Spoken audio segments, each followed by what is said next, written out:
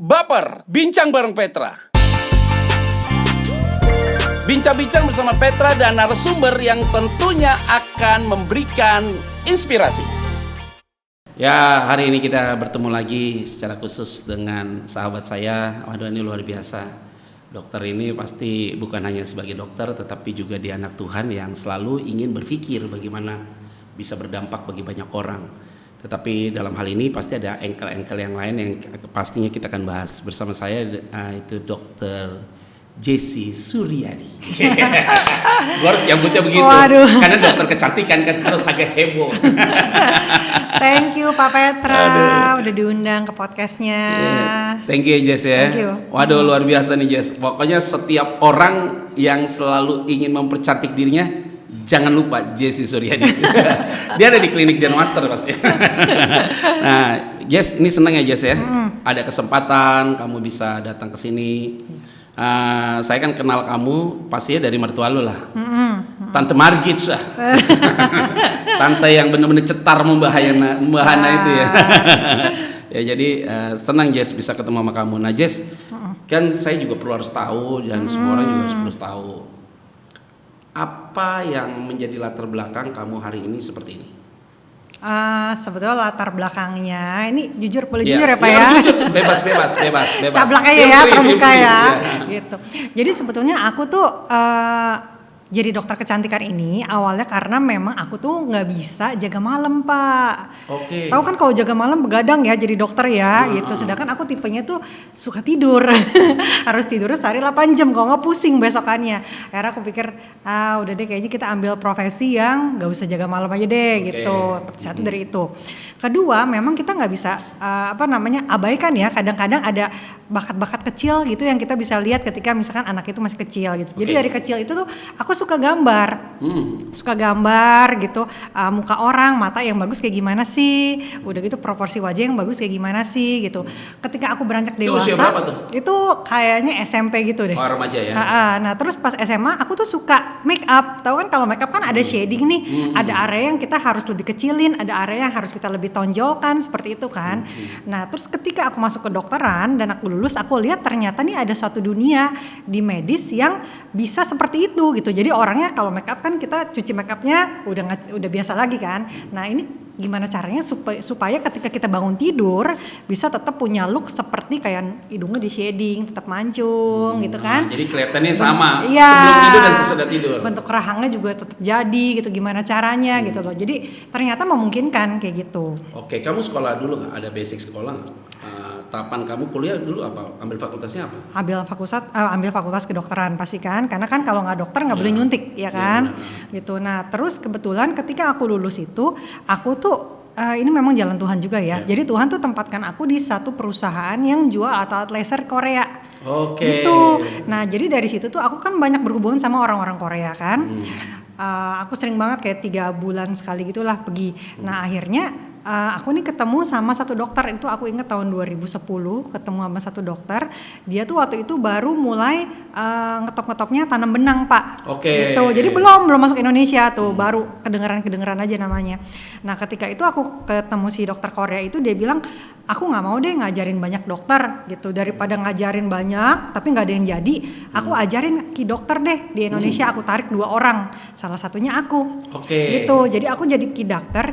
Jadi dia ajarin aku, transfer semua ilmunya dia. Aku kayak 3 bulan sekali ke Korea, dan ketika sampai Indonesia tugas aku ngajarin dokter-dokter lain untuk tanam benang itu. Berawal dari situ. Jadi kamu pionirnya dong, secara tidak langsung. Ya secara tidak langsung ya gitu.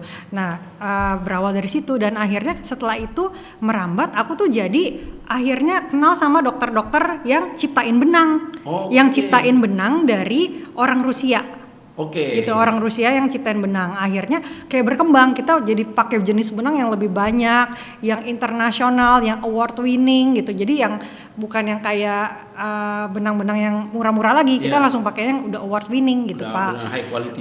Jadi dari awal entah kenapa aku tuh tiap kali mau pergi ke luar negeri ya, atau aku selalu doa sama Tuhan bukain jalan, saya ketemu sama satu orang aja yang tepat. Dan entah kenapa setiap kali aku pergi, aku tuh pasti ketemu sama orang yang tepat. Ada Tuhan bukain pintu yang baru, project yang baru gitu. Dan sampai sekarang makanya aku amazed gitu ya. Maksudnya kita kadang-kadang kalau ya kan kita ibu ya Pak, kalau misalkan saya pergi kan saya tinggalin keluarga, tinggalin anak-anak gitu kan. Jadi aku ingin memastikan bahwa ketika saya pergi, saya nggak pulang dengan tangan kosong. Saya pulang membawa sesuatu project gitu, dan akhirnya ya puji Tuhan gitu, Tuhan atur sedemikian tahun demi tahun, bulan demi bulan, bulan demi bulan, saya lihat kayaknya pintu yang terbuka tuh luar biasa gitu ya. Even pintu yang tertutup Tuhan bisa bukakan, dan akhirnya ya bisa sampai sekarang gitu. Nah kan saya udah bilang saudara, ini orang dokter tapi hatinya Tuhan. Jadi selalu ngomongnya tentang Tuhan dan segala macam. Jess ini senang banget Jess, karena kalau tadi cerita kamu sepenggal gitu, bagi gue sih udah full paket gitu loh. Kayaknya ini podcast harus kita berhentiin gitu loh ternyata. Makanya kan baper ya, bincang bareng Petra. Lo pokoknya ada di rumah gue ini bebas lah, kita feel free, tetapi ada part-part khusus yang memang kita akan fokus ke arah situ. Nah Jess, kan kalau tadi kamu bilang memang kamu akhirnya diperkenalkan, kayaknya tadi jalurnya tuh indah banget ya Jess ya, ketemu dokter Korea dan kemudian kamu belajar, sedangkan waktu saat itu Indonesia belum booming, ya kan, dan kemudian kamu juga bisa ke Rusia ya, masih dapat tahu benang yang terbaik apa segala macam. Nah akhirnya kan kamu dapat satu passion kan di situ kan, betul. Jadi artinya benar-benar kamu ya ini panggilanmu di situ. Ini ceritanya sebelum menikah apa sesudah menikah?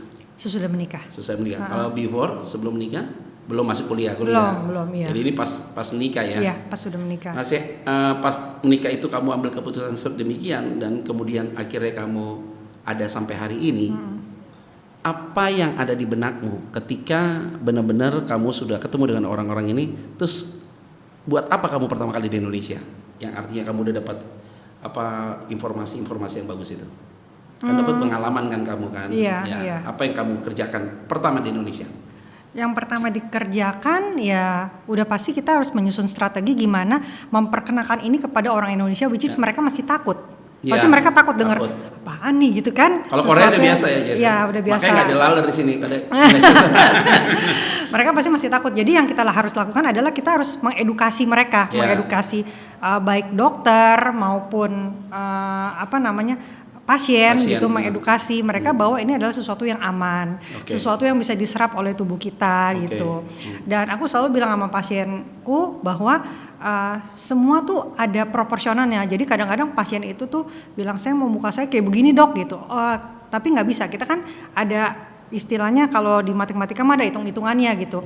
Jadi nggak bisa yang nanti dagunya terlalu panjang, hidungnya terlalu ini gitu. Semua tuh harus harmoni, harus natural, harus cantik tapi alami gitu. Nyambung ke yang tadi ya. Jadi kita harus mengedukasi pasien dan dokter bahwa ini adalah sesuatu yang sifatnya natural, gitu. Jadi bisa diserap sama badan kita, terus juga nggak akan ada efek jangka panjang seperti apa, karena yang kita pakai ini kan benang yang puluhan tahun udah dipakai untuk menjahit jantung, ligamen tulang, jadi bisa diserap lagi sama badan kita. Dengan dagingnya, jadi dia menyerap langsung. Kayak gitu. Sekarang kan orang jahitan kan nggak usah dilepas lagi ya. Iya, ya seperti itu. Ya, benang makanya itu itu benang yang bisa diserap lagi sama badan kita gitu. Nah, Jess, Hermawan sendiri bagaimana? Suami mendukung langsung dengan aktivitasmu pertama kali itu? Dari awal sih dia bilang sayang banget ya kalau misalkan kamu jadi dokter tapi kamu misalkan di rumah aja atau kamu nggak maksimalkan profesi dokter yang Tuhan udah kasih ke kamu gitu. Jadi angka baiknya kalau misalkan kamu maksimal, pokoknya kan manggilnya Koko ya. Pokoknya Koko support kamu buat terus maju gitu. Dan sampai sekarang sebelum pandemi ini saya lumayan sering pergi gitu Pak. Jadi dalam setahun mungkin kayak bisa 10-15 kali pergi. Dan saya rasa kalau misalkan suaminya nggak bener-bener support itu susah banget ya, pasti kan gitu. Pasti konflik terus. Iya pasti konflik karena kan ditinggal-tinggal segala macam. Itu kan kita ngomong udah jauh ya. Jadi maksud aku, kamu pertama kali buat, apakah langsung di klinik Demaster ini? Tidak kan? Praktekmu? Enggak, sebetulnya enggak gitu. Nah cuma ya ini juga Tuhan pertemukan sih, lagi-lagi gitu ya. Tuhan selalu pertemukan sama orang-orang yang tepat, di mana saya gimana pun saya cuma dokter. Saya hanya bagus di bidang saya sebagai medis, ya kan.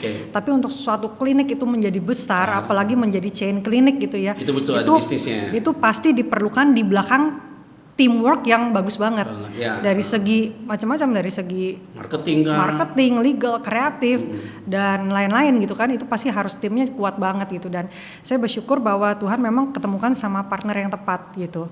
Yang cakep di bidang itu. Oke, yes.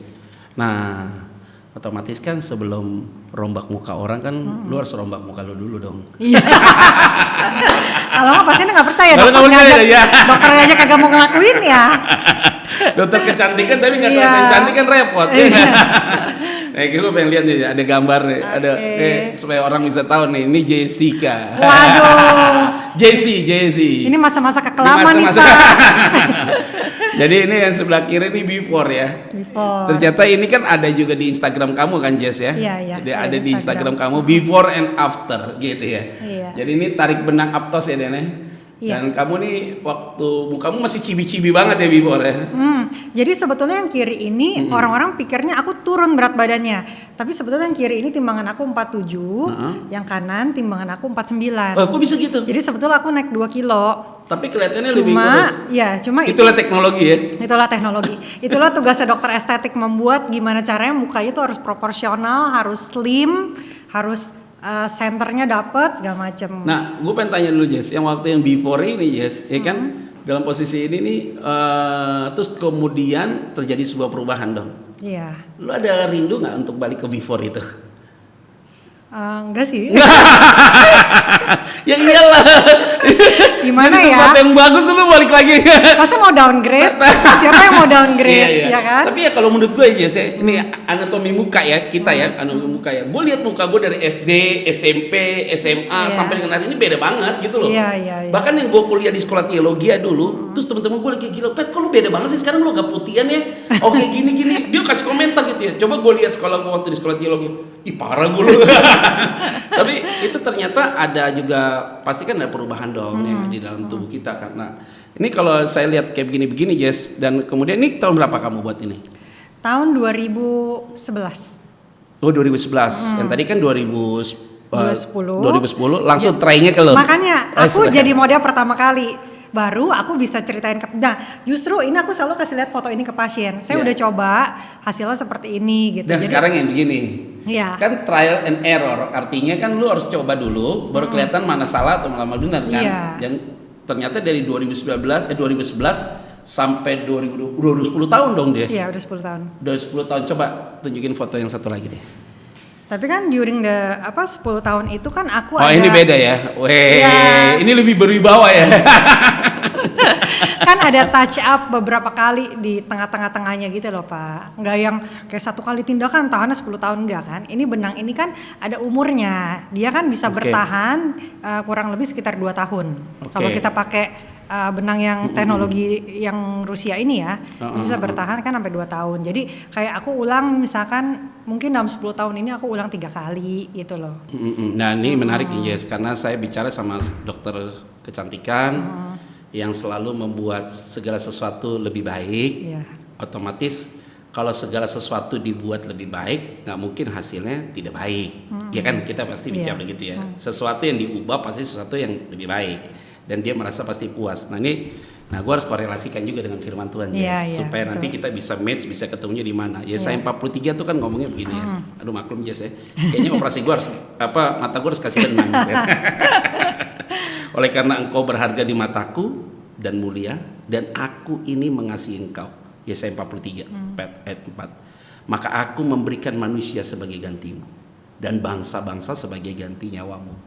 Jadi ini kan ungkapan Yesaya ini kan sebagai ungkapan sebuah apresiasi ya Allah kepada manusia bahwa lu tuh berharga di mata gua, itu biji mata gua. Satu helai rambut pun jatuh dari kepala lu, gua tahu, kata Tuhan. Sehingga Tuhan itu detail banget sih sebenarnya tahu tentang kita. Karena satu helai rambut pun jatuh dia tahu. Artinya kita aja nggak tahu jumlah rambut kita berapa. Artinya Tuhan tahu. Nah itu kan bicaranya kan sebenarnya bukan fisik sebenarnya, tapi bicaranya masalah jiwa. Maka manusia ganti manusia. Aku berikan kamu karena datang Yesus itu untuk menggantikan kita. Ini bicara jiwa nih. Nah sedangkan yang tadi kan bicara tentang fisik kan.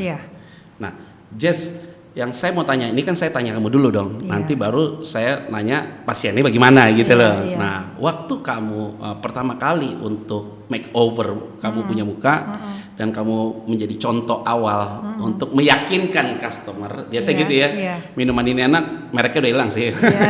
Minuman ini enak, gue harus try dulu dong, ya nggak? Jadi mending harus try dulu, gue rasanya bagaimana, kalau ada kekurangan di mana baru gue bisa kasih pandangan. Nah, waktu pertama kali kamu lakukan makeover dengan wajahmu begitu, apa yang ada dalam psikologi kamu? Secara personal. Nah, menurut aku sebetulnya mungkin ini sesuatu yang esensial ya Pak ya, gitu. Jadi kalau kita dengar yang firman Tuhan tadi Bapak bacakan, itu kan kita tahu bahwa kita itu diterima oleh Tuhan apa adanya, ya kan? Jadi penerimaan itu adalah sesuatu yang bersifat dari dalam, bukan sesuatu yang dari luar. Ketika kita tampil lebih menarik, kita mungkin berharap orang lebih menerima kita, orang lebih menghargai kita gitu. Nah, tapi sebetulnya penerimaan yang sejati itu adalah penerimaan yang berasal dari dalam kan. Kita tahu bahwa kondisi kita sejelek apapun atau seburuk apapun gitu, Tuhan tetap cinta kita dengan luar biasa gitu. Itu jiwanya. Iya, dan itu sebetulnya yang paling penting gitu. Jadi memang alangkah baiknya kalau misalkan secara fisik kita bisa tampil maksimal, kita bisa tampil lebih baik, pasti itu juga akan berpengaruh sama ya kita ngelihat muka kita sendiri di kaca kan, ya kita lebih happy lah, lebih bagus kan. Terus juga mungkin suami juga lebih senang gitu kan, dan mungkin bisa berimpact juga ketika misalkan kita nggak bisa pungkiri ketika kita mungkin mencari kerja atau seperti apa, mungkin juga jadi lebih gampang, lebih mudah prosesnya gitu. Tapi jauh yang lebih penting daripada itu sebetulnya kita tahu dalam batin kita bahwa bukan karena itu saya dicintai, tapi saya dicintai memang apa adanya saya, seperti apa adanya saya udah dicintai oleh Tuhan. Itu gitu. Prinsip ya. Iya. Nah itu adalah sesuatu perasaan hati yang penuh dengan tanggung jawab secara spiritual. Menurut gue tuh bagus banget Jess. Nah kadang-kadang gini ya Jess ya, kita nih ya kayak gitu ya. Kamu lihat kaca selesai kamu makeover, lihat gitu, oh oke juga nih.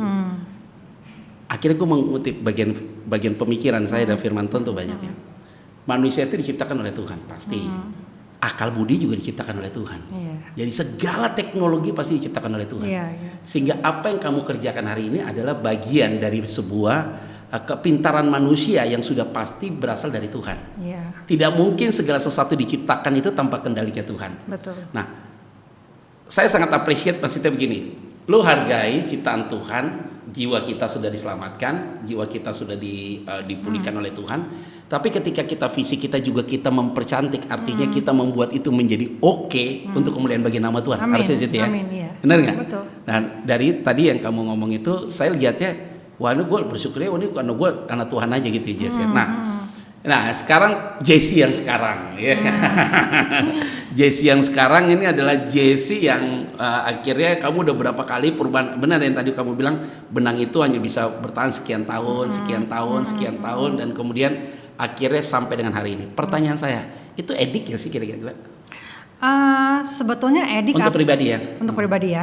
Jadi ya ini kita ngomong secara manusia aja, terang-terangan itu ya Pak. Siapa sih yang mau downgrade, iya kan? Oh iya benar. Nah misalkan biasa kita pakai baju rapi, terus kita nggak mau dong pakai baju yang lusuh, ya kan? Biasa kita lihat muka kita misalkan nggak ada kerut-kerutnya, pasti. Gua ada. Gue udah mulai ada kerut di sini Jess. Kalau gue lagi mikir sini gue gue pas lihat di syuting lah kalau lagi khotbah gitu, ya ampun mengkerut banget nih, kayak gue harus ke Jesse nih. Iya kan, biasa kita lihat muka kita mulus, kagak ada kerut gitu. Tiba-tiba lihat ada kerut di kaca, pasti kan, kayaknya jadi butuh gitu. Tapi itu sebetulnya bukan sesuatu yang edik sih. Lagi-lagi itu balik ke diri kita sendiri ya. Kalau misalkan kayak kita udah ngerasa kita diterima, kayak ada kerut dikit juga nggak apa-apa gitu kan. Toh aku tetap dicintai dengan kayak begini gitu kan. Tapi kan ada orang yang gue nggak bisa hidup nih tanpa ini, gue nggak boleh ada kerut sama sekali nih, unless nanti kayak misalkan suamiku udah nggak cinta lagi sama aku. Nah itu kan sesuatu yang salah sebetulnya kan. Jadi sebetulnya semua balik-balik ke kitanya, hati kita sendiri gitu. Oke, jadi gue udah bisa tarik ya sedikit kesimpulan bahwa sebenarnya ini kita mau membuat diri kita untuk lebih baik aja. Betul. Benar kata kamu tuh, kita nggak mungkin downgrade Pak, ya nggak? Mau kelihatan makin tua makin seger, makin seger, makin tua makin seger. Jadi kelihatannya kita sangat merawat apa yang Tuhan berikan. Iya. Kayaknya bahasanya itu. Dan gitu. kita juga nggak pengen jadi orang lain, ya kan? Oh, Misalkan iya. kita, saya pengen jadi artis ini nih, gitu kan juga. Yang ada artis mau kayak lu ya. Gitu kan, kita pengen jadi seperti orang lain gitu. Tapi yang alangkah baiknya kalau kita menjadi versi terbaik dari kita sendiri, ya nggak sih? Iya. Ya. Ada perubahan nggak dari perasaanmu, batinmu? Kan gue nggak bisa nanya customer lu dong, Iya, kan iya. gue tanya seorang Jay-Z-nya gitu loh. Jadi kamu pas lakukan dan membuat dirimu, dan saya lihat sampai hari ini kayaknya oke lah ya, is almost perfect, karena perfect itu lu punya Tuhan, Punya Tuhan, ya, iya. jadi almost perfect, artinya oke, kelihatan good looking lah, kelihatannya begitu. Nah, apa yang kamu rasakan di dalam psikologi kamu? Itu nggak Dia bisa rasa puas nggak? nggak bisa dipungkiri ya. Pasti kalau misalkan ya orang bilang, ya dok, kelihatan umur berapa dok gitu. Oh dokter nggak nyangka ya gini. 18 tahun. Iya, enggak sih. Ya pasti happy. Ya pasti itu sesuatu perasaan yang setiap orang senang dipuji ya kan. Iya, itu kan iya. natural gitu kan. Iya. Dan cuma lebih daripada itu sebetulnya yang paling penting adalah yang seperti aku bilang, karena pujian dari manusia itu menyenangkan sesaat, ya kan? Oke. Tapi yang paling penting kita sendiri yang tahu gitu, apakah kita benar-benar udah menyenangkan hati Tuhan nggak? Kan rasanya beda ya kalau dipuji sama Tuhan ya, dan beda, dipuji beda. sama manusia ya. Jadi ya mungkin lebih apa ya? Lebih yang paling penting buat aku sih itu sih, gitu. Lo kalau gue yang tanya gini beda ya Jess ya rasanya ya. Beda lo sama host lain ya. Lo yang nanya Mbak Tuhan nih soalnya. Jadi lo ngomongnya itu udah benar-benar hati banget gitu nih, Tuhan ya harus gitu. Dan tadi lo ngomongnya harus Tuhan, benar sih memang semua itu. Was good lah maksud saya. Nah sekarang Jess, kita lompat ya Jess ya. Ternyata dari 2011 dan kamu sudah melakukan makeover buat dirimu dan sudah pasti tidak merubah aslinya. Gue lihat sih nggak ada perbedaan. Artinya rahangnya itu mungkin ada di sini akhirnya ditarik-tarik dikit gitu ya. Tapi nggak mencolok lah. Ada orang yang gue lihat, ih gila kayak badut nih orang nih. Ada yang kayak, iya lu kayak, ini kok kayak bencong sih mukanya, jadi kayak bencong sih gitu loh. Ada yang mungkin kayaknya kok hidungnya jadi begini. Gue agak kelihatan banget gitu ada orang perubahan-perubahan. Gue lihatnya ini lu kayaknya packagingnya pas gitu loh ya, jadi bisa teksturnya tuh jadi baik. Nah artinya ya puji Tuhan itu kan dengan pemikiran-pemikiran itu ya lu tahu bersyukur pada Tuhan. Nah sekarang kita lompat Jess, 2011, 2012, sekarang 2021 ya. 10 tahun kemudian. Ya. Nah 10 tahun dan sekarang ada di tahun 2021 Jess, begitu banyak orang yang sudah kamu layani lewat tanganmu. Mungkin yakin 1000 people, mungkin bisa jadi ada 1000 orang, 2000 orang, mungkin lu udah nggak hitung lagi Pak, mungkin database gue udah nggak jelas, mungkin hanya orang itu doang berulang-ulang kali dia datang. Nah ketika lu menghadapi customer, rata-rata, nih kita ngomong terbuka aja, open ya, ini kan kita lebih lepas gitu ya, background apa yang membuat mereka mau merubah hidup mereka, wajah mereka dan semua apapun yang kamu sering lihat dalam beberapa itu, ada beberapa background nggak yang membuat akhirnya mereka mau berubah apa? Yang paling banyak itu adalah sosial media. Jadi orang itu akan selalu bilang, dok saya pengen nih, maksudnya tren zaman sekarang apa, mereka selalu ngikutin tren gitu. Trennya lagi apa, lagi Korean wave, misalnya semua orang pengen rahangnya tirus, semua orang pengen hidungnya mancung. Nanti ada tren lagi misalkan trennya rahang ala Angelina Jolie, pengen rahangnya yang tegas-tegas ala model gitu. Ada lagi nanti yang pengen trennya kayak Bella Hadid yang kayak Foxy Eyes, ininya naik gitu. Jadi mereka tuh kebanyakan ngikutin tren gitu. Tapi ada beberapa customer juga yang memang ya pas memang ada waktunya gitu, mereka bilang gitu. Misalkan mereka udah banyak sekali treatment dan mereka bilang, dokter tahu nggak sih misalkan kenapa saya melakukan ini gitu. Kalau saya udah cantik gini tapi suami saya masih nggak respect sama saya, misalkan kayak gitu. Hal-hal seperti itu yang sebetulnya kita kalau misalkan bisa lihat pasien itu benar-benar secara person, kita bisa ada belas kasihan sama dia gitu. Bahwa ternyata hidup tuh nggak seindah yang orang-orang lihat di sosial media. Mungkin dia bisa di sosial media menutupi dengan seperti apa gitu, tapi sebetulnya mungkin hidup nggak seindah itu. Ada banyak, setiap orang punya struggle masing-masing gitu. Jadi dari situ juga akhirnya ya aku mau bilang Cici udah cantik kok sebetulnya, udah cantik banget segala macam. Mungkin dari hal-hal seperti itu yang akhirnya kita lebih bisa masuk untuk injilin dia gitu, bahwa dia berharga di mata Tuhan gitu. Penghargaan bukan datang dari luar, tapi penghargaan datang memang Tuhan udah cintai kita apa adanya kita. Nah Jess, tadi kan ada beberapa background ya Jess ya, baik dia itu masalah media sosial, dia mau ingin seperti ini, ada satu role model yang dia akan baik dan contoh-contoh itu, dan kemudian yang kedua tadi ya mungkin ada kurang puasan tanda kutip pasangannya terhadap dia padahal dia sudah cantik. Kalau menurut gue laki-laki ya. Kalau menurut saya nih laki-laki ini sebenarnya kalau kita udah berumah tangga sebenarnya bukan lagi masalah gini loh, kita suka dengan pasangan hidup waktu masih pacaran pasti kita lihat wajahnya dulu. Nggak mungkin lah visual itu omong kosong lah. Lu lihat gini mukanya mencong apa segala macam terus kemudian orangnya bagaimana tapi hatinya baik, gua rasa nggak begitu juga lah ya. Tapi pasti kita lihat pertama laki-laki adalah wajah, karena laki-laki itu lihat dia jatuh selalu di mata baru turun ke hati. Nah dalam perjalanan pernikahan itu kan pasti di mana keluarga pasti ada terjadi konflik gitu loh. Nah secantik apapun orang itu, tapi kalau tidak dibarengi dengan attitude yang baik, saya rasa laki itu juga jadi ilfil juga. Maksudnya jadi hilang rasa juga. Artinya mau lu cantikin seperti apapun, tapi lu tidak respect dengan dia dan segala macam, gue rasa juga dia mau dibongkar kiri juga dia nggak mungkin juga ada sesuatu yang dia mau lakukan. Nah itu kita laki-laki ya untuk mau mengerti begitu. Nah memang tidak mudah untuk dapat menerapkan hal itu ketika ada di ruang, khususnya kamu yang sebagai estetika ini kan kecantikan ya. Nah memang itu faktor-faktor itu pasti ada yang mendukung juga. Udah istrinya baik tingkah lakunya, wajahnya cantik segala macam, lakinya brengsek, itu berarti lakinya yang benar-benar penyakitan, bermasalahnya di lakinya.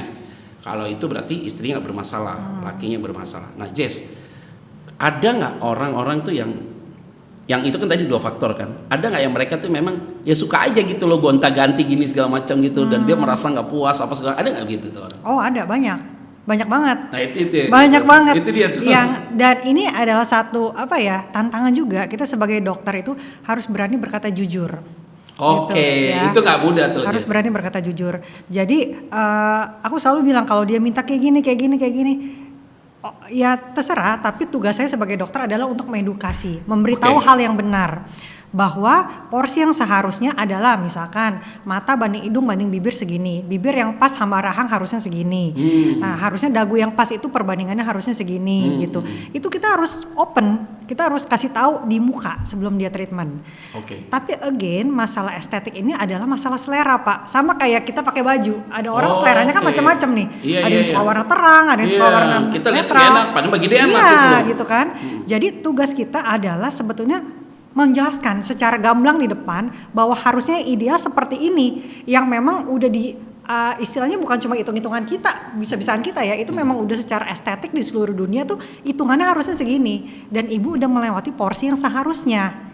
Gitu. Jadi kalau saya tambah ini akan kelihatannya nggak natural lagi, akan kelihatan fake, akan kelihatan palsu. Tapi saya tetap mau dok ini ya udah, yang penting tanda tangan inform consent. Ada perjanjiannya. Ada perjanjian bahwa sebetulnya udah diterangkan dan ya pasiennya memaksa gitu. Atau kadang-kadang kalau misalkan udah too much banget ya, saya kadang saya nggak kerjakan. Itu dia. Itu berarti tanda kutip. Kadang-kadang ya Jess ya, di luar dari itu ya, banyak dokter yang bikin udah deh terserah lu mau ikut apa, ini gue udah kasih tau lu nggak mau, udah nggak apa-apa yang gue kerjain, yang penting ada duit gitu loh. Tapi kalau kamu tuh idealisnya masih ada gitu loh. Idealis masih ada ya, udah deh gue nggak mau, takutnya nanti besok siapa yang buat tuh muka lu begitu. Dr. JC, wih ngeri banget. Betul. Tapi kok muka dia cantik sih, kayak dia natural banget, dia kelihatannya bagus semua segala macam bagus, biasa aja kan orang begitu. Kok kenapa lu jadinya begini? Karena lu memaksakan.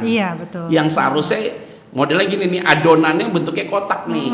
Kok kenapa lu jadi buat trapesium? Ini nggak cocok nih, kalau lu trapesium fake banget nih. Makanya akhirnya harus kotak. Nah kalau orang yang komersil dia butuh cuan kan, udah lu trapesium kayak mau segitiga, mau keluar mencong nggak apa-apa asal dia mau. Soalnya kita dalam bisnis ini adalah yang paling penting adalah kepercayaan menurut saya. Itu kepercayaan adalah sesuatu yang kita nggak bisa beli. Jadi gimana cara pasien bisa percaya sama kita kalau kita sebagai dokter nggak berkata jujur sama dia? Gitu. Ya mungkin Ya semua kalau kepercayaan dia kan akan jadi manjang sama kita, ya kan? Dia akan datang lagi. Tapi kalau dia nggak percaya, ya mungkin kita bisa langsung tarik banyak uang dari dia, tapi udah habis itu bye. Iya kan? Benar. Nah, Jess benar. Sama juga gue kayak bantuan Jess. Kita kadang-kadang ada mau khotbah nih, tiba-tiba dikasih tips, Pak, tolong singgung ini ya Pak ini. Gue biasanya paling malas gue. Di mimbar nggak pernah gue ngomongin, bodo amat, lu nggak diundang lagi juga nggak apa-apa. Kadang-kadang ini ada pesan-pesan sponsor gitu loh, nah sama aja gitu loh. Yang padahal nih rule-nya gue nggak, seharusnya gue bicara A, tapi dia minta tambah jadi A kuadrat, gue nggak mau, karena ini pakem kita di A nih. Ada yang minta ke B juga nggak bisa, gue harus ada di A posisinya. Nah itu kan sering sekali kalau kita nggak punya pondasi yang kuat, kita goyah. Karena kan pasti bicara lu duit apa segala macam, takut nanti gue kehilangan pelayanan. Gue nggak pergi ke situ. Bagi gue kalau kita benar, kita tetap dalam track idealis, berkat pasti datang. Iya betul. Lu punya konsep gitu juga? Iya. Ya udah sama deh kalau gitu, kita tos dulu deh. Itu ciri khas tuh kalau udah masuk rumah gue terus pasti gitu dah. Nah ini yang bagian saya yang jadi menarik ya Jess ya. Jadi memang tidak mudah juga kamu dalam kondisi itu. Nah, sekarang saya mau tanya Jess, nih kalau dengan klinik kecantikan ini Jess, kan kalau saya lihat packaging kamu ya, muka kamu ya, terus istri saya kan juga waktu itu kan ketemu kamu ngomong juga, oh Jess mukanya bagus ya Pak gitu ya, tapi lihat yang lamanya dia yang kepo duluan, mukanya Jess yang dulu, tapi benarkah gitu ya? Kalau menurut saya dengan foto yang tadi gitu, coba lihat lagi deh foto yang tadi deh sebentar ya. Ambilkan masa-masa kelaman. Biasanya kan kalau masa-masa kelam nih ya, ini masa pencerahan. Tapi ini saya rasa muka ini tidak, ini agak sedikit lancip kan Jess. Sedangkan yang sekarang kan kalau gue lihat langsung sekarang nih, dan orang yang lihat hari ini tayangan kita, ini kan lu nggak lancip, nggak terlalu lancip, biasa. Proporsinya tuh pas kalau buat saya. Kalau ini kan agak kayak dipaksa lancip gitu kan, kayak botol minum yang cep gitu ya, nggak tahu deh. Terlalu V gitu ya. Iya terlalu V. Ini kan trennya makanya balik ke tren. Iya ini terlalu V. Ini trennya tahun 2014 something ya. Oh iya. 2014 gitu. Nah sekarang ini kayak U nih. Iya. Jadi sebetulnya kayak M tuh bagaimana? Jadi sebetulnya the ideal bentuk wajah dari yang paling klasik dari tahun ke tahun itu sebetulnya oval face. Oval face shape itu yang paling ideal. Tapi ini oval sebenarnya yang pertama before. Bulat lah ini mah. Bulat ya? Round kayak circle ya. Kayak bulan kayak bulan gitu ya. Cibi ya dia. Cabi-cabi mengemaskan. Iya. Gitu. Ya yang paling ideal sebetulnya oval sih. Nah, gue masih ingat ya zaman gue nakal dulu ya, masih pakai drugs segala macam ya. Banyak teman-teman gue gemukan ya.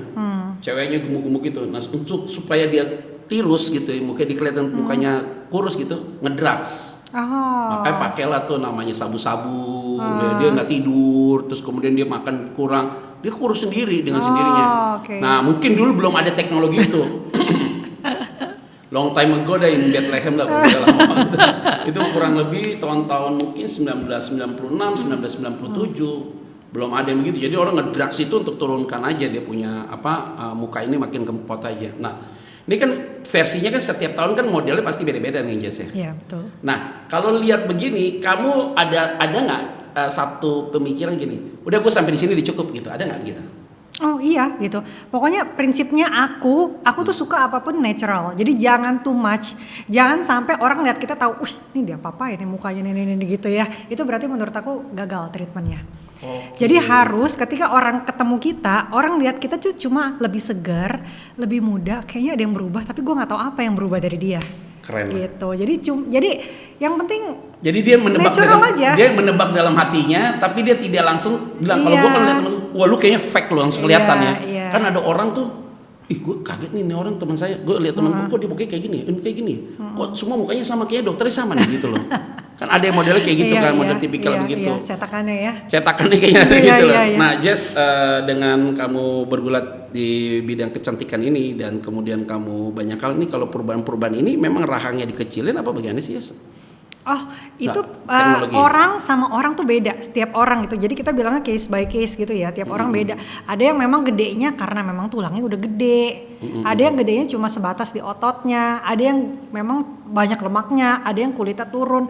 Dokternya harus jeli melihat itu. Jadi bukan semuanya saya benang semuanya gitu, atau saya botok semuanya, atau misalkan saya potong rahang semuanya, ya enggak kan. Oke. Mesti dilihat dulu problemnya nih, cabinya kenapa, gedenya kenapa, atau mungkin semuanya udah pas tapi sentralnya dia nggak dominan, ya tetap nggak bisa kelihatan tirus, nggak bisa cantik. Oke, Jess, saya mau tanya Jess sama kamu, pernah nggak dalam operasi yang kamu lakukan ini terjadi fail, gagal? Jadi gini, aku kalau ke pasien itu aku nggak pernah jadikan pasien, misalkan ada satu teknologi baru ya, aku nggak pernah jadi langsung lakuin ke pasien. Jadi pertama aku harus lakukan ke biasanya orang tim medis kita, itu isinya suster, dokter, kita semua diuji sampai lebih daripada 10 kali, gitu, baru kita jual. Dan itu proses untuk nguji itu tuh makan waktu bulanan banget, 3 sampai 6 bulan diuji sampai benar-benar mantep gitu, baru kita lakukan. Jadi angka kegagalannya sangat kecil, hampir nggak ada. Puji Tuhan, sampai detik ini aku setiap kali mau nyuntik aku selalu doa dalam hati gitu. Pokoknya aku tuh aku yakin ketakutan semua dokter yang terbesar adalah ketika mengerjakan dengan gagal. Dan lo harus berdoa dulu. Iya, ya pasti dalam hati deg-degan. Jadi gitu saudara ingat ya, kalau mau ke klinik Den Master, pilih dia karena dia mau berdoa dulu. Nah, terus? Gitu. Jadi dan kita juga pilih mesin teknologi itu sesuatu hati-hati banget, bener-bener harus yang udah FDA approve, udah diuji lebih daripada puluhan tahun gitu. Terus udah ada tentu kita urus Depkes, Badan POM-nya, dan itu semua izin baru bisa keluar menandakan bahwa ini adalah suatu teknologi yang aman. Gitu, udah melewati. Jadi sebetulnya gini, kalau ditanya, "Dok, kenapa sih kok yang ini barangnya mahal, yang ini barangnya nggak terlalu mahal?" Kadang-kadang misalkan isinya sama nih, sama-sama misalkan isinya ya sama-sama filler gitu, sama-sama hyaluronic acid. Kenapa yang ini mahal, kenapa yang ini nggak mahal? Jawabannya ada di clinical study-nya. Yang ini udah melalui clinical study puluhan tahun dan itu memakan biaya jutaan dolar.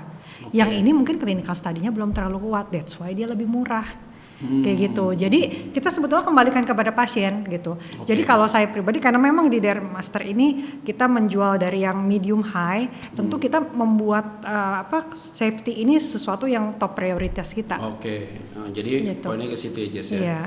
Nah Jess, kalau kita ngomong begini kan semua perempuan nih Jess ya. Tadi ngomong ada nggak sih laki? Oh banyak. Jadi kurang lebih 30-40% pasien kita laki-laki. 30-40% laki-laki? 30-40% iya. Oh gitu ya. Kalau gitu gue harus periksa jadi, nih. Soalnya kan Bapak tampil di depan banyak orang. Ya harus ditarik nih. Oh 30-40% Jess ya? 30-40% laki-laki. Itu benar-benar metroseksual ya, laki-laki ya, benar-benar. Apa yang? Sebetulnya enggak juga. Mereka treatmentnya apa? Sebetulnya enggak juga. Kadang-kadang datang suami istri, gitu ya. Suami istri mereka datang udah gitu. Ya mungkin ya suami istri, mungkin istrinya juga pengen lihat suaminya lebih baik, penampilan lebih baik. Demikian pula sebaliknya gitu. Jadi ya udah dok, bantu deh ini rawatin suami saya. Maksudnya suaminya kan udah lihat istrinya juga nih, gitu. Jadi dia percaya, oh ya nggak too much kok, nggak berlebihan gitu. Saya cuma janjiin sama dia mungkin ibu akan 5 tahun reverse lebih muda gitu. Misalkan sekarang umur 65 kita jadi 60 gitu ya. Itu akan reverse 5 tahun lebih muda. Jadi cuma sebatas itu aja, jangan too much gitu. Jadi ada target-target tapi juga harus kasih pengharapan sama dia yang realistis gitu. Dan saya harus jujur sebagai dokter, kalau misalkan ternyata ini bisa saya perbaiki dengan bidang saya bisa perbaikin. Tapi kalau misalkan oh Pak mohon maaf ini nggak bisa, kayaknya Bapak harus menjalani misalkan operasi, saya harus ngomong jujur bahwa ini kasus ini nggak bisa gitu. Atau misalkan kalau enggak dok, saya misalkan masih takut untuk operasi, bisa nggak dok kalau misalkan tindakannya yang non bedah dulu gitu, bisa tapi mungkin hasilnya nggak bisa perfect gitu. Jadi berkata jujur dari awal itu adalah sesuatu yang jauh lebih baik. Oh gitu ya. Oh jadi banyak laki-laki juga yang datang kadang-kadang sama istrinya. Iya sama istrinya. Kalau dia sama dia sendiri, biasanya dia sama teman lakinya. Iya, kadang-kadang dibawa sama temennya, atau bapak-bapak juga punya grup arisan loh. Iya. Bapak lengkok kali. Iya. Atau model cowok tapi model pengen rahangnya lebih tegas segala macam. Tapi aku lihat banyak artis juga datang ke kamu ya Jess ya. Ya banyak, karena gini, karena prinsipnya kalau artis itu secara live gini mukanya konturnya harus bagus banget. Kenapa? Karena di kamera dia akan terlihat 5-10 kilo lebih gemuk daripada aslinya. Pantesan ya. Karena kita lihat ada teman gue juga public figure, lihat dia gemuk di kamera ya, nggak kamera face dia. Tapi pas ketemu dia kurus padahal. Kalau gue kayak di kamera sama ini sama gue. Sama, iya Pak. Jadi gue kamera face nggak beda jauh gue. Nggak beda jauh gue. Ada orang yang di kamera tuh kelihatannya oh bagaimana gitu, tapi lihat realnya dia oke Iya. gitu loh. Tapi ada orang yang di kamera oke, Iya. dan ini jadi sama, Iya. nggak ada perbedaan. Biasanya sih ada orang-orang yang tipikal begitu ya, orang Iya. ini kayak kamera face nih gitu loh, Iya. wajahnya nih cocok nih gitu loh. Iya. Nah, Jess, mereka ini yang laki-laki ini mereka perawatan juga Jess gitu Jess. Perawatan juga. Oh gitu ya. Tapi memang kita nggak bisa maksain ya sama pasien, karena perawatan itu kan basically ada dua, ada skin sama contouring. Skin itu yang kita memang bikin skinnya lebih glowing, bebas jerawat, bebas flek segala macem. Kalau misalkan yang contouring itu kan membuat konturnya dia jadi versi terbaiknya dia gitu. Jadi gimana? Nah, Jess, pengalaman apa yang kamu dapat di dalam praktekmu, dan kemudian itu yang sentuhannya ke rohani? Pernah nggak kamu dapatkan pasien yang akhirnya dia curhat dan kemudian akhirnya kamu layani secara personal? Pernah gitu. Bisa cerita nggak Kebetulan pengalaman? pasiennya Nggak perlu sebut namanya sih. Iya sih pasti. Nanti saya tiba-tiba ditelepon. Ada makasih ya, saya diberkati. Ya, ada sih. Jadi dia memang cerita gitu bahwa kenapa sih kok saya sampai sejauh ini gitu dok, sampai kayak gini, karena memang ya dia cerita di rumah tangganya seperti apa, betapa suaminya nggak menghargai dia, anaknya nggak menghargai dia segala macam gitu. Dan akhirnya ya kita layani gitu, kita berdoa gitu, seperti itu. Gitu ya. Ada juga yang kayak gitu. Ada poin ke situ ya. Ini ada hal yang menarik ya.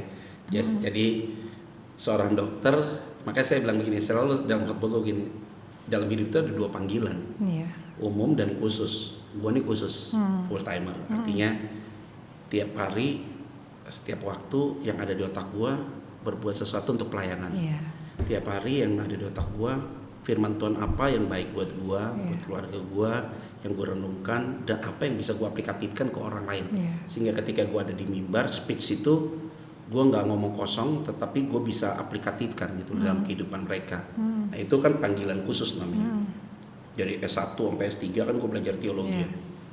Nah, sedangkan panggilan umum itu adalah yang kayak kamu nih. Mungkin ada orang sering sebagai pengacara, lu melayani Tuhan, bantu orang yang susah, yang terbelakang, dan kamu sebagai seorang dokter. Dan itu yang saya bilang, sebagai seorang dokter tapi punya hati melayani. Nah, sehingga kamu benar-benar men-treatment orang-orang itu bukan hanya membuat mereka lebih tanda kutip percaya diri lagi, dan di saat bersamaan kamu mau kasih tau mereka, lu tuh udah berharga. Tapi ketika dia makin percaya diri, itu berarti kan dia syukuri tentang apa yang Tuhan sudah buat dalam hidup dia. Itu dia. Yang kedua adalah, itu dia, ada kegalauan pasien dan curhatnya mereka, sampai isi hati mereka yang kamu bisa pendekatan yang bagus sama mereka, dan kamu bisa ajak berdoa mereka. Nah itu kan sesuatu yang sangat indah ya. Yang menurut saya itu sesuatu yang luar biasa. Nah, Jess, kita lompat. Sekarang kita mau berbicara tentang klinik yang kamu ini. Oke, jadi klinik kamu ini kan, kamu sekarang ada di Denmaster kan? Kamu ini sebagai pekerja apa sebagai owner? Posisinya? Bukan 100% owner lah ya, tentu shareholder. Ada lah ya di dalamnya. Iya. Jadi artinya kamu ada di dalam pucuk inti ya? Tim inti di situ. Nah, ya dengan perkembangan kamu dari 2010 sampai dengan 2021, Hermawan bagaimana guys? Happy banget nggak? Lihat perubahanmu kan, yang dari tadi lancip, sekarang kembali lagi gitu. Jujur sih selama kita married memang yang aku cerita ya, bahwa dia dari awal memang adalah suatu tipe karakter yang tipe karakter yang keras banget gitu ya. Gitu, dan saya lupa kurang lebih kayak mungkin 5 tahun yang lalu itu adalah perjumpaan pribadi dia sama Tuhan. Ketika dia berjumpa pribadi sama Tuhan itu, dia memang benar-benar diubahkan. Lu udah nikah berapa tahun, Yes? Dari tahun 2008. Tunggu dulu ya sebentar ya. Kita mau lihat dulu ya keluarganya Jesse ya, supaya orang bisa, cantik banget anak-anaknya Jess. Anak 2, nih Hermawan nih. Ini suaminya yang dipegang sama Hermawan namanya Josephine Faith. Yang satu lagi Caitlin Faith. Jadi yang paling besar umur berapa, Jess? Paling besar sekarang 11 tahun, yang kedua 9 tahun. Oh, beda dikit. Lu baru nikah berarti 13-14 tahun dong? Enggak? Iya, tahun 2008. Oh, sama sih mama saya. Jadi kurang lebih 13 tahun dong kita ya. Ya 13 tahunnya saya sama Yola 2008 juga. 2007 saya. Jadi 14 tahun ya. Nah, ini waktu masa-masa kelam itu kan ada juga Jess ya dengan keluarga ya. Iya. Artinya oke, kita klik lagi, coba lihat deh, coba ntar deh. Nah ini keluarga besar nih, ya nggak? Iya. Sama mertua, ya Belum, kan? ini nggak ada cucunya nih, jadi cuma ini ya, cuma Ya. mami papi sama anak sama ipar. Gitu. Yang ipar lo nih, yang laki siapa namanya? Lupa. John. John sama istrinya kan? Istrinya anaknya Bu Margit kan? Iya. Jadi anaknya Ibu Margit ini suami saya Hermawan sama Ya, benar. Erlina. Iya. Oke. Lagi ada lagi? Hah? Oh ini yang baru lulus Ini yang Josephine yang pertama, 11 tahun, adiknya Caitlin. Nah yang 9 tahun. paling kecil nih muka lu dulu. Kenapa? Muka lu dulu kayaknya. Kayaknya lu banget nih ya. Ya? Iya ya, kopinya ya, Iya, ya, mini. Ya. Ini sama your mom ya? Iya, ini sama mami aku. Oke, ya ada lagi? Ada cukup. Oke, Jess. Nah, Ya. ini kalau lihat keluarga kan memang unik. Nah, ulang kembali lagi yang tadi 2008 mengenai suamimu Ya. yang keras bagaimana? Jadi kan dia kan dari awal memang karakternya keras gitu kan. Nah kemudian kurang lebih 5 tahun yang lalu deh dia berjumpa sama Tuhan secara pribadi. Sejak saat itu saya melihat memang dia nggak pernah satu malam pun nggak baca Alkitab. Oke. Dia sungguh-sungguh baca Alkitab, sungguh-sungguh sama Tuhan, dan saya melihat perubahan karakter yang luar biasa gitu ya.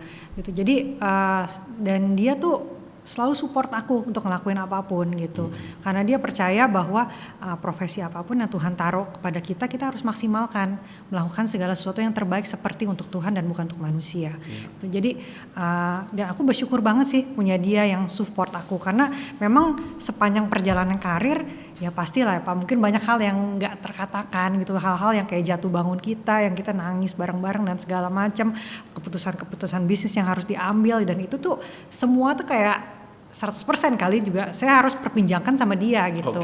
Jadi dia itu benar-benar suami itu adalah, suami saya menurut saya adalah sosok yang cukup wise gitu untuk memberikan arahan lah. Ya. Jadi 5 tahun ke belakang itu berarti tahun 2016. Kurang lebih. Itu berarti kalau pernikahan kamu 13 tahun, 8 tahun tuh waktu pergumulanmu dengan Tuhan luar biasa. Ya gitu. Artinya tapi tetap saya sebagai istri kan harus tunduk sama suami, ya kan? Tapi doa nggak pernah berhenti. Artinya kan kalau suami berjumpa mengalami Tuhan, yang disebut dengan experiential spiritual atau pengalaman rohani dengan Tuhan, itu sudah pasti satu orang banyak yang berdoa buat dia. Pasti nama dia selalu disebut dalam doa kamu, dan juga lewat dia punya his parents lah. Pasti juga doakan buat dia, sehingga akhirnya Hermawan juga mengenal Tuhan 5 tahun yang lalu. Nah ini kan sesuatu yang indah ya Jess ya. Dan kemudian kamu ada dalam satu lingkungan keluarga gitu yang baik. Nah tadi kamu sempat cerita sedikit mengenai anakmu yang bungsu ya Jess. Itu ada masalah di bagian konsentrasi. Jadi dari lahir memang saya lihat dia ini fokusnya agak berbeda gitu sama kakaknya gitu ya. Jadi kalau kita kan bisa lihat-lihatan mata, maksudnya tektoknya tuh cepat gitu ya. Eye kontaknya masih ada. Eye kontaknya. Jadi saya lihat dari awal kok memang agak berbeda, tapi memang kita memutuskan untuk mensyukuri apapun yang Tuhan kasih. Karena Tuhan itu sempurna dan Tuhan itu selalu memberikan yang terbaik buat kita. Jadi kita anggap ini adalah satu berkat gitu dari Tuhan. Dan ketika kita sadarin itu ya kita melakukan banyak banget treatment ke dia, banyak banget terapi, treatment, semua kita lakukan, dan ya sampai sekarang gitu. Jadi kita selalu mengupayakan yang terbaik untuk. Tapi dia secara komunikasinya dia, cara dia berpikir oke. Nah sekarang udah mengalami peningkatan yang banget lah ya gitu. Jadi kalau sekarang saya bawa ke dokter, dokternya pun akan bingung gitu. Nah, ini nggak bisa didiagnosa sebagai autistik lagi Bu gitu, karena memang dia udah bisa tektokan, walaupun nggak cepet ya gitu, udah bisa tektokan, dia udah bisa menyebutkan, kita misalkan suruh sebut apa, dia udah bisa mengurutkan angka segala macam semua, jadi udah nggak kelihatan lagi itunya ada gejala-gejala autis udah nggak kelihatan gitu. Jadi memang saya ngerasa juga kadang-kadang kita mesti akuin lah sebagai manusia, apalagi sebagai orang tua, saya adalah sempat khawatirnya, wah gimana nih masa depannya segala macam kan. Tapi again ketika saya cerita sama si Hermawan, dia selalu bilang, loh kamu nggak percaya Tuhan, kamu tuh tahu kan Tuhan tuh yang ciptain dunia ini, laut, gunung, bumi, semua Tuhan yang ciptain, karya Tuhan gitu. Dan anak dan manusia ini diciptakan segambar dan serupa dengan Tuhan. Tenang aja Jess, Tuhan tuh pelihara hidup manusia gitu. Itu yang saya ingat, dan sampai sekarang tuh saya jadi nggak takut lagi gitu, karena saya percaya bahwa memang saya ditempatkan sebagai orang tua jasmaninya Caitlin, tapi sebetulnya orang tua rohani dia yang sesungguhnya itu adalah Tuhan. Ya, good. Udah benar tuh. Jadi Caitlin ini ya, udah kalau Tuhan yang ciptakan ya Tuhan yang atur lah, Tuhan bertanggung jawab. Tapi iman orang tua adalah menjadi penentu untuk meyakini bahwa itu pasti akan terjadi pemulihan itu. Kendati Tuhan memang kadang-kadang, bukan kadang-kadang, sering kita lihat cara Tuhan bekerja itu dia bisa cepat langsung kerjakan. Lumpuh bisa berjalan, buta bisa melihat, orang mati bisa dibangkitkan, bahkan yang sulit itu bisa dibangkitkan segala macam. Tapi juga ada saatnya butuh waktu juga proses cara Tuhan bekerja. Jadi ada yang memang Tuhan ngomongnya selesai. Nah, di dalam kehidupan kita nggak selamanya itu langsung tek dapat gitu. Nah, ada sebuah proses. Nah, dalam proses ini sebenarnya sih yang mau dilihat adalah ketaatan, konsistensi taat untuk kita yakin bahwa ini oke. Nah, sambil kita menunggu waktu Tuhan itu, ternyata targetnya bukan Caitlin-nya, yaitu kalian. Kalian sebagai parents dan grandma atau grandpa yang orang tua keluarga besar itu dibentuk oleh Tuhan juga untuk ternyata di antara kalian itu memang imanmu juga harus bertumbuh gitu. Lewat anak ini. Nah, itu yang saya lihat jadi lebih baik. Nah, Jess nggak terasa loh Jess, kita udah mau ngomong hampir sejam loh. Nggak terasa ya? Iya nggak terasa. Makanya lo kalau ngomong sama gue nggak pernah terasa deh, sejam udah habis gitu. Tiba-tiba. Nah Jess, nah ini poin yang paling penting yaitu cerita tadi ya terakhir itu kamu pernah merasakan titik krisis dalam kesehatanmu tahun 2019. Itu berarti baru 2 tahun yang lalu. Bisa ceritakan sedikit Jess? Hidup nggak ada yang sempurna ya Pak ya, gitu. Dan kadang-kadang mungkin kadang-kadang kita sibuk kerja, sibuk pelayanan, sibuk dengan keluarga segala macam. Kita pikir semua baik-baik aja, nggak bakal ada apapun lah yang terjadi gitu. Kayak kita udah sungguh-sungguh sama Tuhan dan segala macam gitu. Nah, pernah suatu saat di bulan November 2019 itu di tengah rasa safety zone aku itu, tiba-tiba aku pulang kerja dan aku langsung ngerasa ada sesuatu nih, kok basah ya punggung gua ya gitu. Terus aku nyalain lampu, aku langsung lihat darah di mana-mana gitu di mobil aku itu.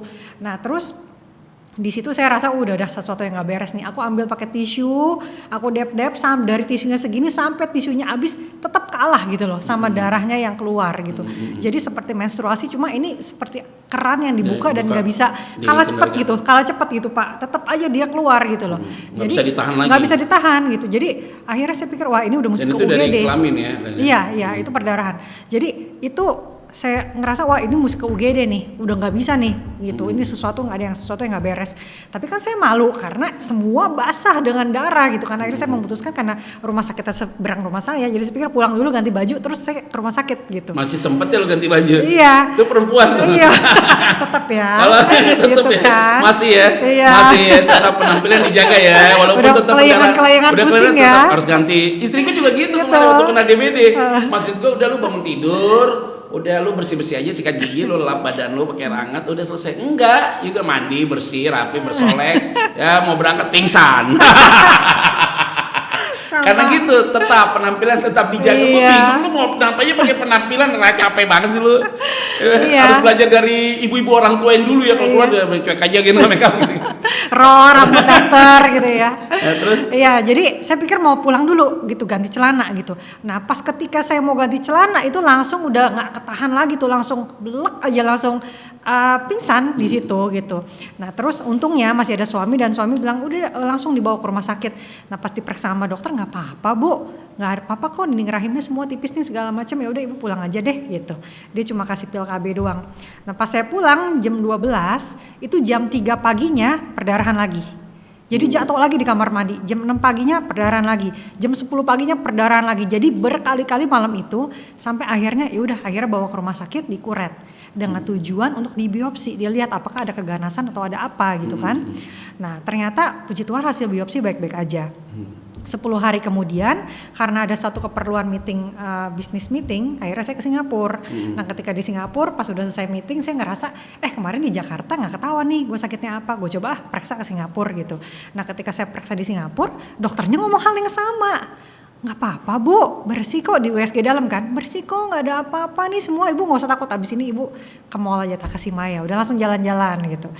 Saya udah happy dong, saya keluar dari ruang dokternya, makan siang, abis makan siang itu perdarahannya 2 kali lipat daripada saya di Jakarta. Gitu. Jadi masuk lagi ke rumah sakit sampai HB-nya tinggal 6, semua udah putih sampai bibir putih gitu. Sampai masuk transfusi kalau nggak salah saya lupa 6 atau 7 bag gitu. Jadi cukup banyak. Jadi dan sampai detik ini tidak diketahui sakitnya apa. Dokter Singapura juga nggak tahu. Saya udah, ayo dok, coba dok periksa gimana pun caranya gitu. Saya mau tahu, nggak ada yang tahu gitu. Dia cuma lakukan jadi istilahnya di pembuluh darahnya itu dipampetin aja sama dia gitu. Tapi dia bilang bisa aja ada resiko untuk terulang lagi gitu. Jadi sebetulnya intinya dari kejadian ini yang saya pelajarin adalah bahwa hidup manusia itu fragile banget. Jangan pernah berpikir wah kita di titik aman, nggak akan terjadi sesuatu apapun sama kita. Tapi kita tuh makhluk yang fragile banget gitu. Dan kalau Tuhan kasih kesempatan hidup berarti ada sesuatu yang memang masih harus saya lakukan gitu, yang Tuhan percayakan gitu. Jadi dari sini saya belajar juga terhadap anak-anak gitu ya. Karena ini kematian itu adalah sesuatu hal yang pasti. Tapi sesuatu hal juga yang tiba-tiba datangnya gitu kan. Jadi yang menjadi kerinduan saya yang paling penting adalah gimana caranya supaya saya mengajarkan, memperkenalkan Yesus kepada mereka. Mereka mengalami Yesus dalam kehidupan mereka gitu. Mereka punya karakter-karakter ilahi gitu, mereka bisa bertumbuh di dalam Tuhan gitu, karena itu yang esensial, itu yang pasti deh istilahnya. Ya di dunia ini nggak ada yang pasti kan, itu doang yang pasti gitu kan, pasti kematian. Pasti cuma satu sih, keselamatan. Iya, keselamatan. Nah Jess, gue selalu ambil hikmat ya di dalam hidup ya, apalagi pelayanan gue ya Jess. Kalau kita pernah ada satu masalah case kayak penyakit itu, terus kemudian tuh penyakit kelihatannya buruk banget ya gitu ya. Terus kemudian dokter nyatakan tidak ada. Kamu pergi ke Singapura bilang tidak ada. Dan lu jangan cari tahu lagi. Cukup. Karena kenapa? Tuhan izinkan itu terjadi untuk yang tadi. Keluarkan kalimat tadi tuh. Wah, ternyata hidup ini, waduh rentan banget. Kematian tuh pasti. Dan dia bisa datang kapanpun. Ya gue sekarang hanya mau apa yang gue bisa gue buat aja deh. Terus apa yang gue bisa lakukan buat anak-anak gue, buat lakukan yang terbaik deh, hanya itu aja. Itu sih poinnya di situ. Tujuan dari pendarahan itu ini statement ini. Ya mungkin selama ini lu tahu, tapi lu tidak deep merasakan. Nah sekarang lu tuh ngerasakan itu bener-bener keluar dari hati lu karena lu mengalami sebuah pengalaman. Sehingga tadi ketika lu ngomong beda nih, tatapan mata lu beda. Sehingga itu yang membuat ada goalnya dari peristiwa itu, yaitu lu sampai punya kesadaran itu. Jadi gue sakit apa ya? Udah 2 tahun, lu jangan cari tahu. Udah habis. Karena masalah itu hanya untuk lu keluar kalimat itu. Jadi kalau lu udah punya statement itu, punya pemahaman itu berarti Tuhan sudah sampai tujuan dengan buat diri lu. Bahwa sadar ini dia. Nah ini juga menjadi praktek dong. Ketika lu ngadepin customer, boleh lu mau buat cantik apapun, tapi kita debu bos. Betul. Anytime selesai juga nih barang. Nah itu sebenarnya pengalaman yang itu menjadi sebuah pengalaman yang akan nanti kamu gunakan juga ketika menghadapi semua customermu yang kelihatan nih, yang tadi lu bilang, ini kayaknya udah nggak pantas dia apain lagi gitu loh. Jangan lu tambah-tambah lagi gitu, lu udah cukup, lu udah natural, kelihatannya oke, lu udah kelihatan kesegar, orang lihatnya lu muka lu nggak fake lagi dan segala macam, udah cukup gitu loh. Nah sampai dengan titik itu mungkin harus ada keluarkan statement pengalaman itu. Ternyata bu, sorry ini saya bilang, mau diapain juga kita udah sampai situ aja bu ceritanya. Kok nggak dibawa kemana-mana juga nih barang. Jadi yang kita bicarakan ini semuanya temporer sih, sementara. Tetapi dalam kesementaraan ini kita akan membuat yang terbaik. Jadi poin kita hari ini adalah yang kamu bisa dapat bahwa jangan cari tahu lagi itu sakit apa. Karena itu sakit hanya sebagai sebuah trigger aja sih, pemicu aja, sebagai sebuah media aja supaya lu bisa ngerti. Oh udah selesai, Tuhan bilang udah cukup, udah gue tutup kok, case close kasusnya. Itu yang nggak perlu dibahas lagi. Dan ini menjadi bagian penting ya Jess ya, untuk Jessie, dan kita sudah ada di penghujung waktu. Sudah habis Jack, dan thank you Jess. Dan nanti kalau kurang salah dalam beberapa hari ini kamu pergi ke Vegas ya, ke Amerika untuk menjadi narasumber di sana ya.